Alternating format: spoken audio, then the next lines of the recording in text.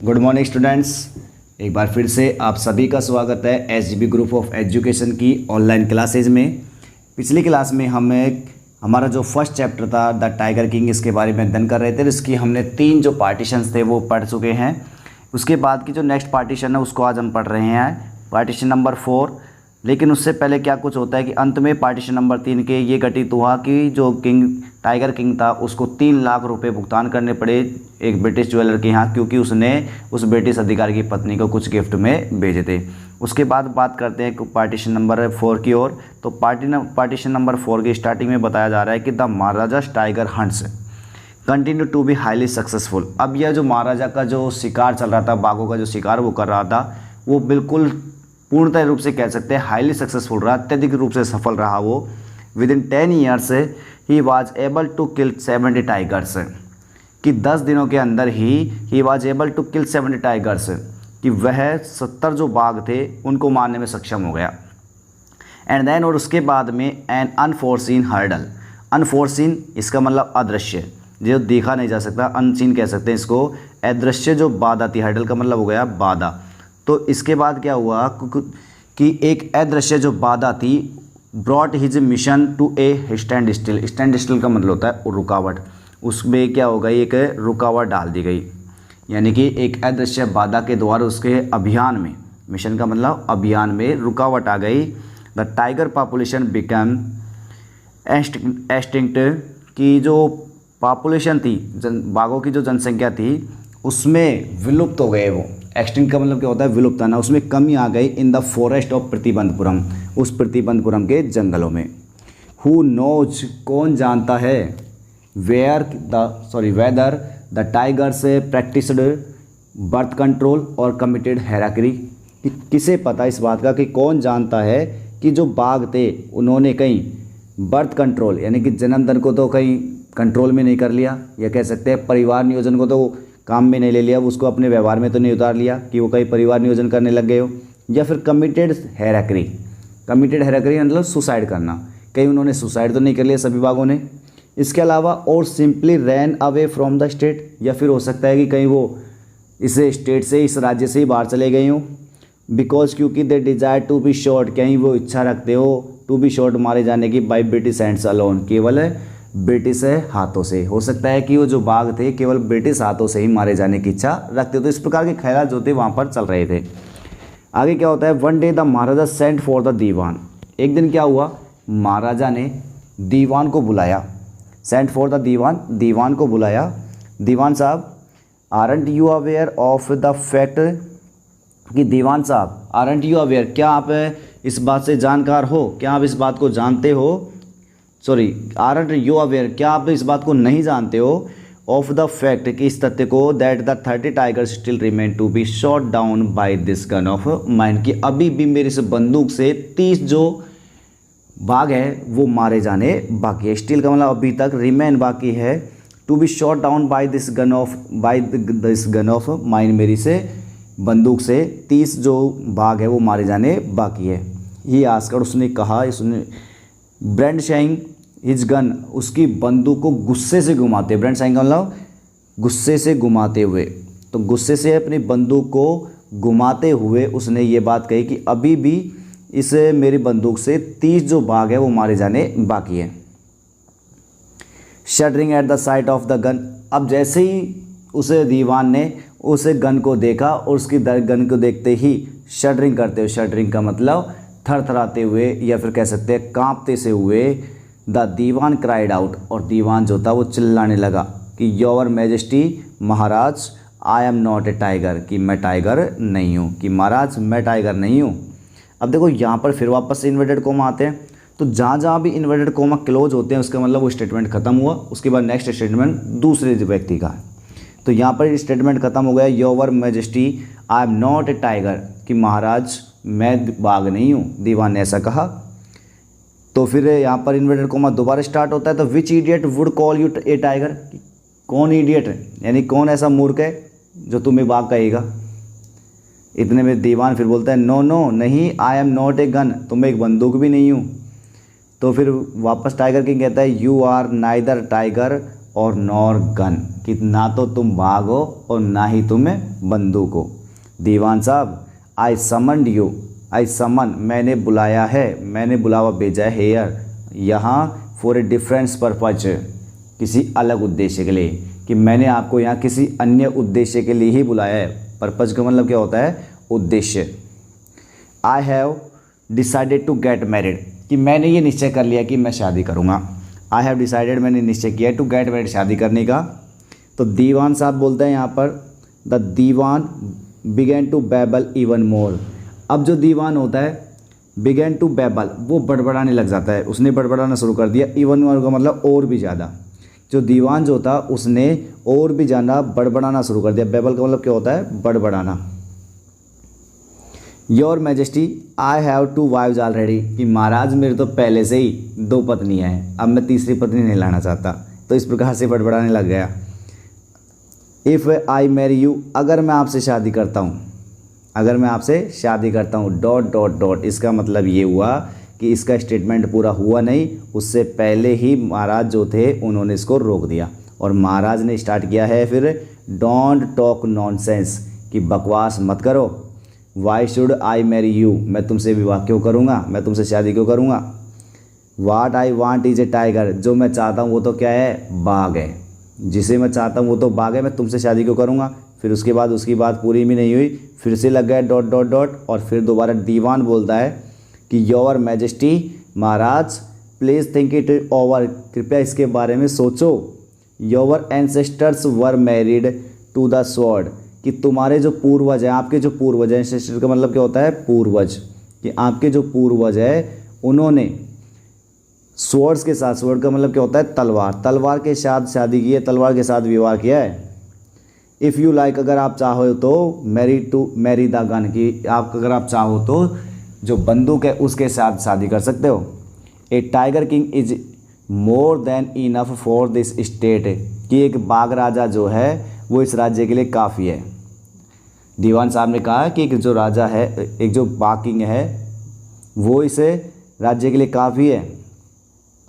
It does not need a tiger queen as wage, और it does not need, इसे आवश्यकता नहीं है, इस राज्य के लिए एक बाघ राजा ही काफ़ी है और इस राज्य को कोई आवश्यकता नहीं है एक टाइगर क्वीन, यानी कि एक बाघ रानी की एज वेल, इसका मतलब साथ साथ। तो साथ साथ आप इसके लिए एक बाघ रानी कोई आवश्यकता भी नहीं है। इस प्रकार से यहाँ पर दीवान साहब ने कहा। The Maharaja gave a loud crack of laughter, अब जो महाराजा जो था वो बड़ा खिलखिलाने लगा। क्रैक का मतलब यहाँ पर है क्रैक से मतलब खिलखिलाने की आवाज़। तो जो महाराजा जो था वो बड़ा खिलखिलाने लगा। I am not thinking of marrying either A tiger और ए गन, अरे मैं यहाँ पर नहीं सोच रहा हूँ किसके बारे में, ना तो एक बंदूक के बारे में ना ही किसी बाघ के बारे में, कि मैं शादी करने के लिए ना तो किसी बंदूक से शादी करने वाला हूँ ना किसी बाघ से शादी करने वाला हूँ। बट एक गर्ल, लेकिन किसके बारे में सोच रहा हूँ शादी करने की? एक लड़की के बारे में। From the rank of woman being, जो किस प्रकार की मानव प्रजाति से संबंधित होनी चाहिए, उससे मैं शादी करने वाला हूँ। First you may draw up statistics of a tiger populations in the different native states. अब तुम्हारा काम ये है केवल इतना कि तुमको पहले तो ड्रा अप स्टेटिक्स, यानी कि आंकड़ों को निकालना है। स्टेटिक्स का मतलब क्या होता है?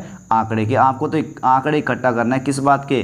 कि जिस राज्य में पॉपुलेशन, टाइगर पॉपुलेशन यानी बाघों की जो जनसंख्या है वो होनी चाहिए, उनके आपको आंकड़ों को इकट्ठा करना है। वो भी आसपास के जो पड़ोसी राज्य है उनमें, डिफरेंट नेटिव स्टेट्स, आसपास के पड़ोसी जो अलग अलग राज्य है उनमें से आपको आंकड़े इकट्ठे करने हैं जिसमें जो बाघों की जो पॉपुलेशन है वो ज़्यादा हो।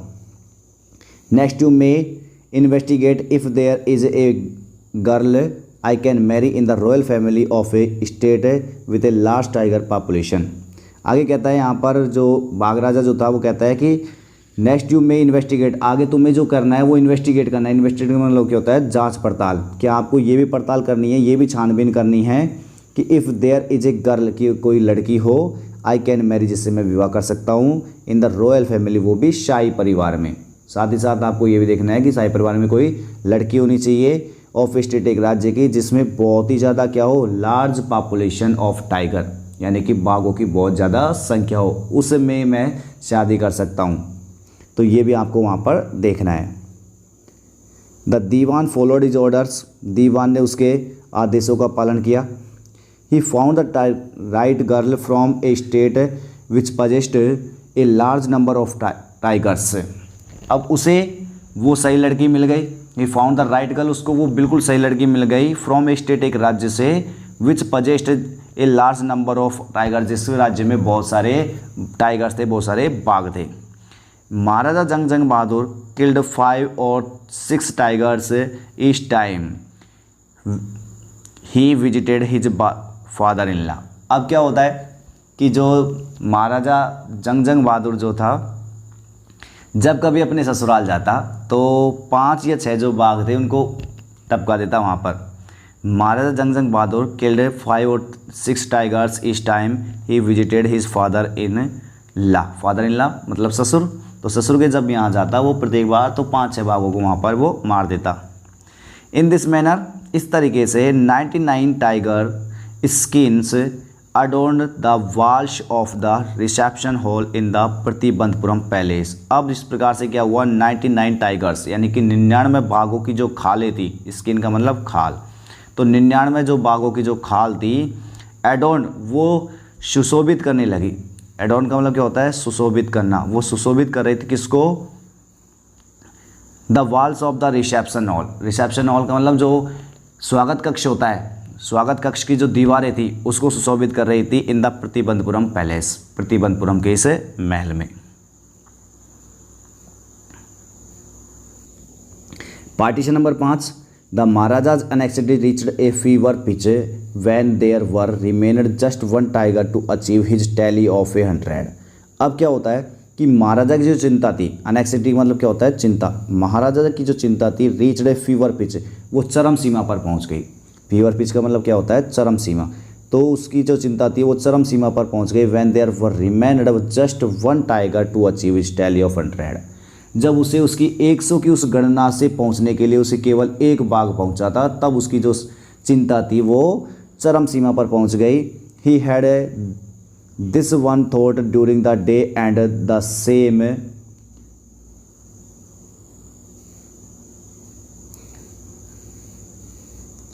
Dream at night. अब क्या होता है कि उसके पास केवल और केवल एक ही विचार था। He had this one thought, उसके पास केवल एक ही विचार था, during the day and the same dream at night, और वही जो सपना था वो रात को भी उसको दिखता रहता था। By this time the tiger farms had run dry even in his father in law's kingdom.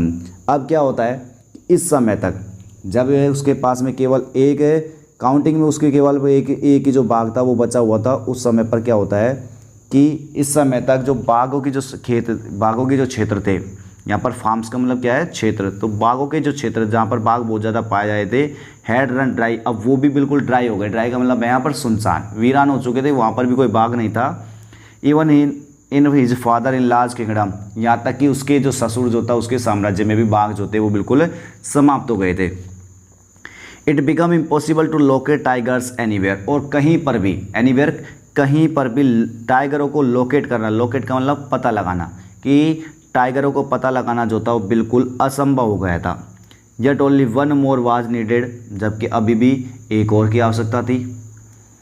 If he could kill just that 1 single beast the Maharaja would have no fears left, और यदि वह केवल उस अकेले एकमात्र जो जंगली जानवर बचा हुआ था, एकमात्र जो बाघ बचा हुआ था, उसको यदि वो मार दे, यदि ही could kill just that 1 single beast, अगर वह उस अकेले जंगली जानवर को मार सके, तो महाराजा जो था उसके पास में कोई भी चिंता नहीं बची थी। उसको की एकमात्र चिंता यही थी कि उसे केवल और केवल एक उसे बाघ को मारना था। He could give up tiger hunting all together, all together का मतलब होता है कुल मिलाकर के, वह टाइगर हंटिंग तो बिल्कुल छोड़ देता।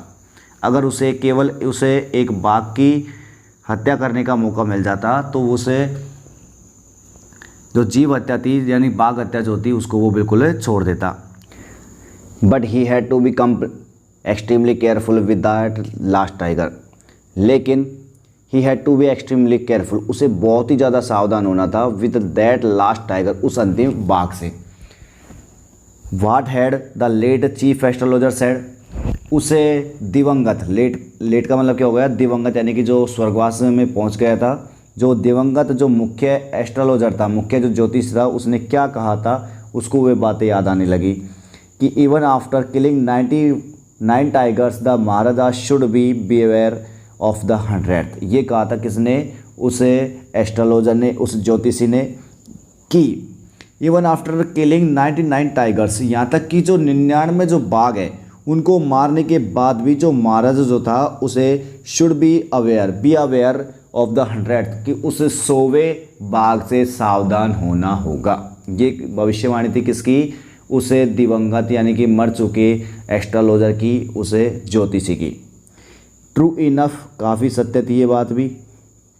The tiger was a savage beast after all, कि जो बाघ है आफ्टर ऑल, आखिरकार, आफ्टर ऑल का मतलब क्या होता है, आखिरकार, वो भी बड़ा सेवेज का मतलब होता है हिंसक, तो वो भी बड़ा हिंसक है। बीस्ट का मतलब जंगली जानवर था।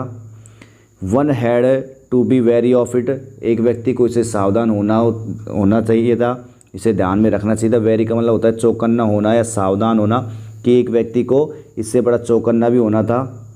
बट लेकिन where was that 100 tiger to be found, लेकिन वो जो 100वां बाघ जो था वो कहाँ पाया जाने वाला था। बट लेकिन where was that 100 tiger to be found, कि वो जो 100वां बाघ था वो कहाँ मिलने वाला था, कोई पता नहीं था। It seemed easier to find tiger's milk than a live tiger, और इससे ज़्यादा बड़ी बात और क्या हो सकती है कि एक जीवित बाघ का जो दूध है वो मिलना ज़्यादा आसान लग रहा था, सिवाय इस बात के लिए कि एक जीवित जो बाघ है वो मिल जाए। कि वन इट सीम्ड ईजियर, ये ज़्यादा आसान दिख रहा था, टू फाइंड टाइगर्स मिल्क, कि बाघ का दूध मिल जाना, बाघ का दूध मिलना ज़्यादा आसान लग रहा था देन ए लिव टाइगर, एक जीवित बाघ के बजाय। तस इस प्रकार से the Maharaja was sunk in gloom, और इस प्रकार से जो महाराजा जो था वो उदासी में डूब गया। ग्लूम का मतलब क्या होता है, उदासी। तो इस प्रकार से महाराजा जो था वो उदासी में डूब गया कि अब कि मुझे 100वां जो बाघ है वो नहीं मिलेगा। But soon came the happy news, लेकिन शीघ्र क्या हुआ, एक हैप्पी न्यूज़ यानी कि एक प्रसन्नता का जो समाचार है, खुश कर देने वाला जो समाचार था वो आ गया। विच डिस्पेल्ड दैट ग्लूम, जिसने उसे उदासी को दूर कर दिया। डिस्पेल का मतलब होता है दूर कर देना। तो इस प्रकार से उसको एक प्रसन्नता भरा जो समाचार था वो मिल गया, और उसने उसकी जो ग्लूम था, ग्लूम का मतलब उदासी को दूर कर दिया। इन इज ओन स्टेट, उसके खुद ही के साम्राज्य में, sheep began to disappear frequently, sheep यानी कि भेड़ जो थी वो धीरे धीरे, फ्रिक्वेंटली मतलब नियमित रूप से डिसअपेयर होना शुरू कर दिया, यानी कि उसने भेड़ों ने धीरे धीरे गायब होना शुरू कर दिया। इसका मतलब ये हुआ भेड़ जो थे उनकी संख्या में कमी आने लग गई थी। From A hill side village, पहाड़ी के पास वाले गांव में। It was first ascertained that this was not the work of Khaidar Mian Sahab of Veerasamy Naikar, both famed for their ability to swallow sheep whole। आगे क्या बताता है इसमें कि इट वाज फर्स्ट ascertain का मतलब है पता लगाना, कि पहले तो क्या हुआ कि इस बात का पता लगाया कि this was not the work, कि ये काम तो नहीं था किसका, खादेर मियाँ साहब और वीरास्वामी नायकर।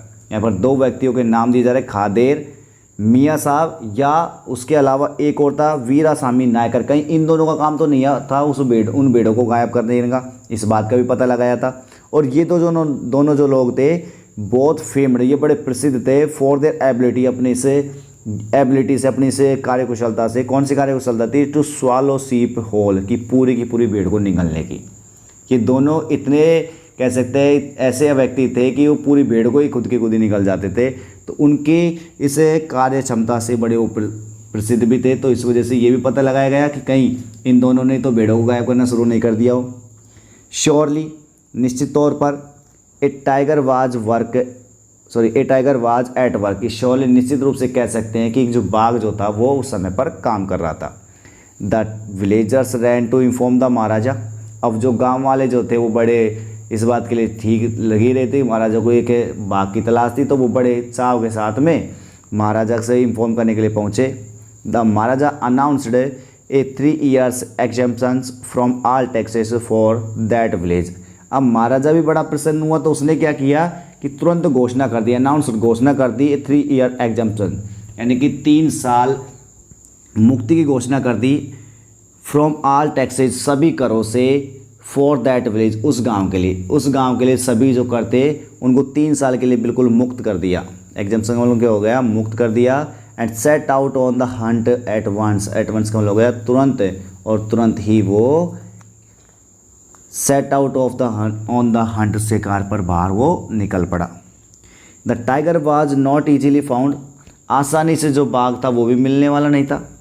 इट सीम, ऐसा लगा, एज इफ मानो it had wantonly hid itself in order to flout maharaja's will, कि मान लीजिए ऐसा लग रहा था कि मानो इट हैड वांटली, वांटली का मतलब होता है चंचलता, कि ऐसा लग रहा था कि मानो उसे बाघ ने खुद ने ही बड़ी चंचलता से हिड, छिपा लिया था, इटसेल्फ का मतलब अपने आप को।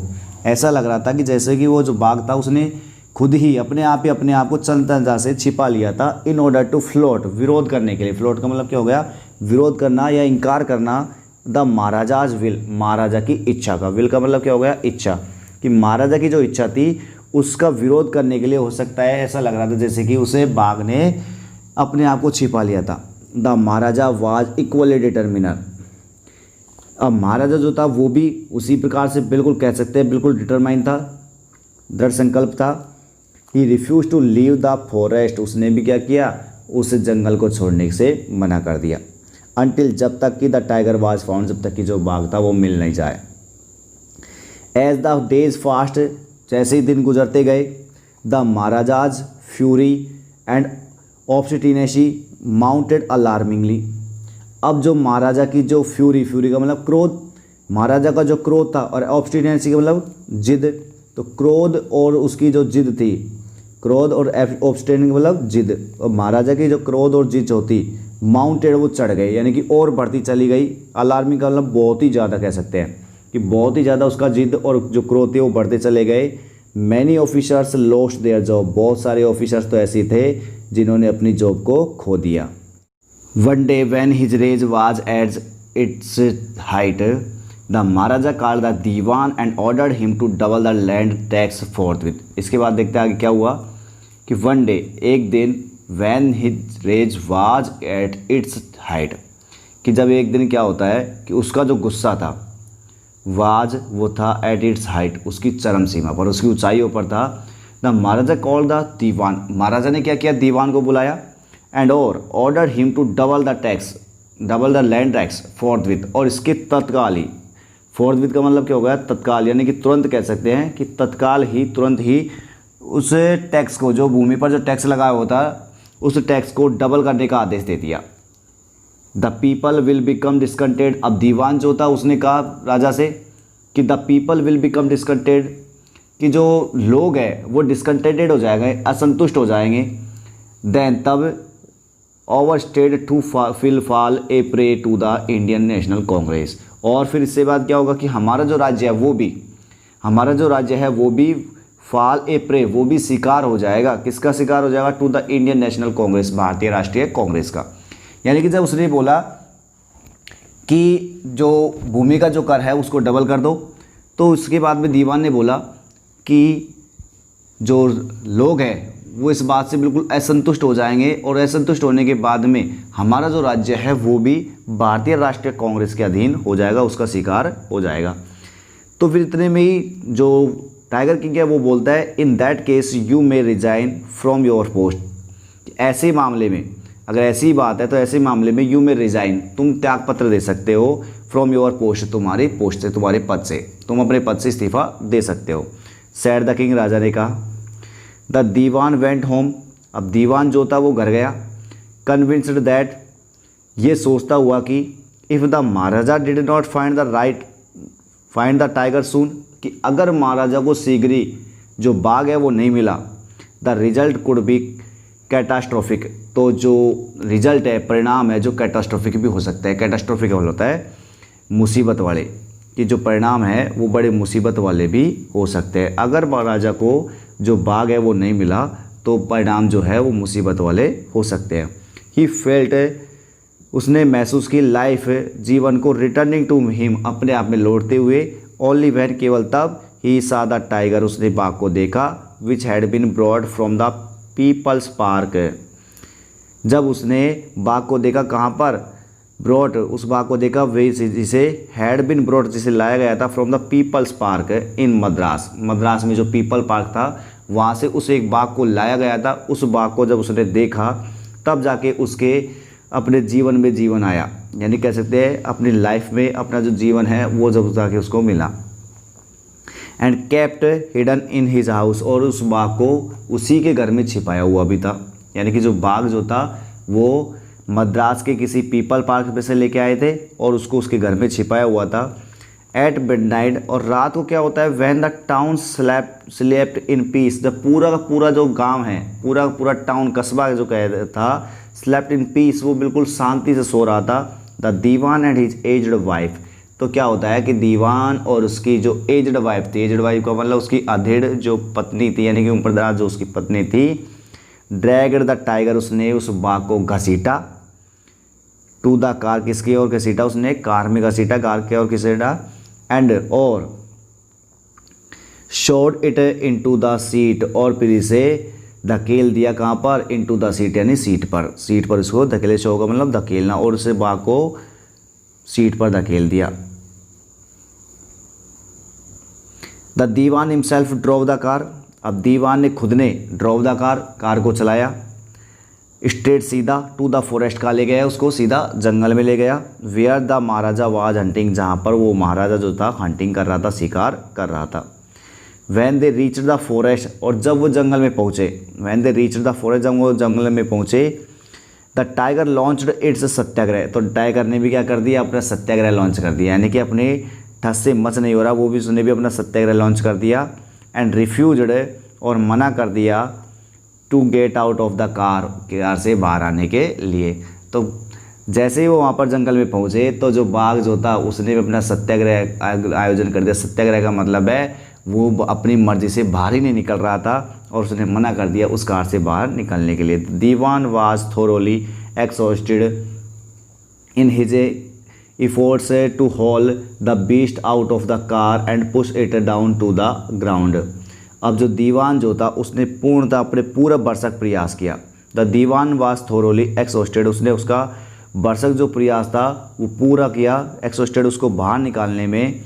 The beast out of the car, उसे बीस्ट को, बीस्ट का मतलब उस जानवर को, आउट ऑफ द कार, उसे कार से।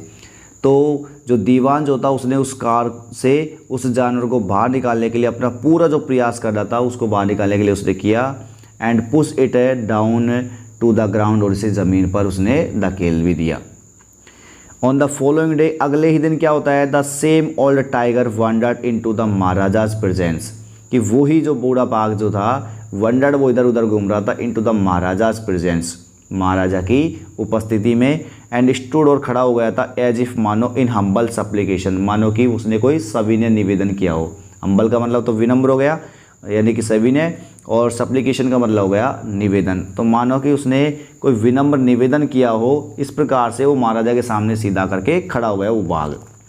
Master what do you command of me, इस प्रकार से जैसे कि वो बोल रहा हो कि मालिक मेरे लिए आपके क्या आदेश है, जैसे इस प्रकार से वो वहाँ पर जाकर के खड़ा हो गया। It was with boundless joy that the Maharaja took careful aim at the beast, अब उसकी जो प्रसन्नता थी वो बड़ी अपार प्रसन्नता हुई उसे। बाउंडलेस का मतलब हो गया असीम, या कह सकते हैं अपार प्रसन्नता हुई उसे जब उसने, महाराजा ने उस जंगली जानवर को, यानी कह सकते हैं उस बीस्ट को, उस जानवर को बिल्कुल केयरफुल रूप से, केयरफुल का मतलब बिल्कुल सावधानी रूप से निशाना लगाया। The tiger fail in complaint heap, और जो बाघ जो था वो बिल्कुल सिकुड़ते हुए ढेर की तरह। क्रम्पल्ड का मतलब हो गया सिकड़े हुए, और हीप का मतलब हो गया ढेर, तो सिकड़े हुए ढेर में बिल्कुल वो गिर गया। तो यानी कि जो बाघ, वो जो राजा जो था उसने बिल्कुल सावधानी के साथ में उस जानवर पर उसने अपना निशाना साधा, एम किया, और जो बाघ जो था फेल, वो गिर गया इन ए क्रम्पल्ड हीप, यानी कि सिकड़े हुए ढेर में। I have killed the 100 tiger, अब जो बाघ, वो टाइगर किंग जो था वो कहता है कि मैंने 100 बाघों को मार दिया है। माई वो हैज़ बीन फुलफिल्ड, मेरी जो शपथ थी, मेरी जो कसम थी, वो का मतलब कसम या शपथ जो थी वो पूरी हो गई, इस प्रकार से वो बोल रहा। The Maharaja was overcome with election. अब महाराजा जो था वो बड़े उल्लास के साथ में वहाँ पर वो ओवरकम, उसने विजय प्राप्त की। ऑर्डरिंग द टाइगर को ऑर्डर देते हुए to be brought to the capital, कहाँ ले जाया जाए, कैपिटल यानी राजधानी में क्षेत्र में ले जाया जाए। इन ग्रांड प्रोसेशन, वो भी बड़े जुलूस के साथ, कि ये ऑर्डर देते हुए कि उस बाघ को बड़े जुलूस के साथ में, बड़े शानदार जुलूस के साथ में राजधानी क्षेत्र में लाया जाए। ये ऑर्डर देते हुए तो महाराजा हास्टन अवे इन हिज कार, और महाराजा जो था वो जल्दी से उस अपनी कार में दूर हो गया, यानी कि जल्दी से अपनी कार में चढ़ करके वहाँ से चला गया। तो इसके बाद की जो क्लासेज है वो आपको नेक्स्ट क्लास में देखने को मिलेगी। Thank you.